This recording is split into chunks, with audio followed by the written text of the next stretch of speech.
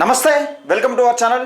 ఇక BC bill సాధన కోసం 72 గంటల దీక్ష చేస్తూ ఉన్నది కల్వకుంట్ల కవితారావు గారు. ఎందుకంటే ఒక రావు గారు నిజంగా బీసీ బిల్లు కోసం దీక్ష చేయడం అనేది చాలా గమనార్హం. ఎందుకంటే ఎక్కడైనా ఒకవేళ చూస్తాం కానీ బీసీ ప్రజలు అసలు నమ్మే పరిస్థితిలో కనబడతలేదు. కానీ నమ్మించే ప్రయత్నంలో కల్వకుంట్ల కవితారావు గారు ఆమె ప్రయత్నాలు ఆమె చేస్తూ ఉన్నది. చివరకు ప్రకృతి కూడా సహకరించేది అన్నట్టుగా మనకు సమాచారం అందుతూ ఉన్నది. అయితే ఖాళీ కుర్చీలతోని నిజంగా దర్శనమిస్తూ ఉన్నాయి 72 గంటల దీక్షలో. మనం ఒకసారి ఆ విజువల్స్కి సంబంధించిన ఆ విజువల్స్ చూసే ప్రయత్నం చేద్దాం. దయచేసి ఈ వీడియోని ఎక్కువ మందికి షేర్ చేయండి. కల్వకుంట్ల కవిత చేసిన కొన్ని స్టంట్స్ మాత్రం భలే నవ్వులు వచ్చేటట్టున్నాయి. ఎందుకంటే చిన్నపిల్లలు చూసి ఏడ్చే పరిస్థితి కూడా కనబడతా ఉన్నది. కల్వకుంట్ల కవిత దగ్గరికి కనీసం ఎత్తుకుంటామంటే కవిత దగ్గరికి పోయే పరిస్థితి కనబడతలేదు. ఈ వీడియోని ఎక్కువ మందికి షేర్ చేయండి, లైక్ చేయండి. బీసీ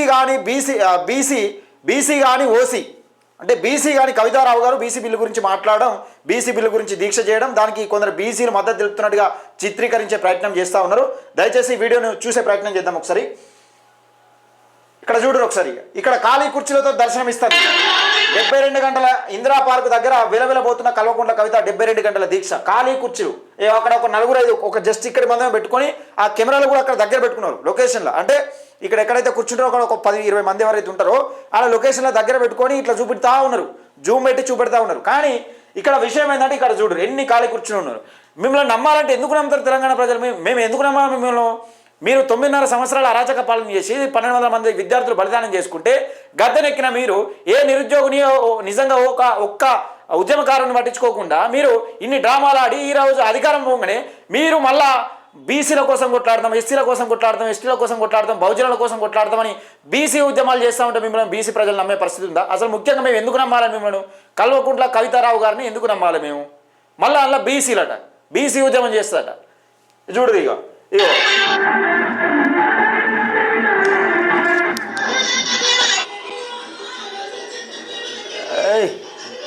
మొత్తం ఖాళీ కూర్చులే, మొత్తం ఖాళీ కూర్చులే. ఇగో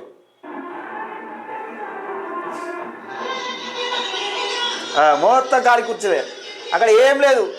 ఒక్కొక్కరు ఏం పెడుతున్నారంటే ఇక్కడ ఎక్కడైనా నిమ్మరసం బండి ఉంటే చెప్పండి అని ఒకళ్ళు కామెంట్ పెడుతున్నాం. పిచ్చి ట్రోల్స్ చేస్తాను కల్వకుంట్ల కవిత వినా. నిజంగా ఒక పాప ఇగో ఒక పాపను ఎత్తుకుంటానికి పోతే ఆ పాప దగ్గర కూడా పోలే. ఇక వీళ్ళు కొంచెం వీళ్ళు ఏమంటారు పూసేర్లు వీళ్ళను తీసుకొచ్చిర్రు.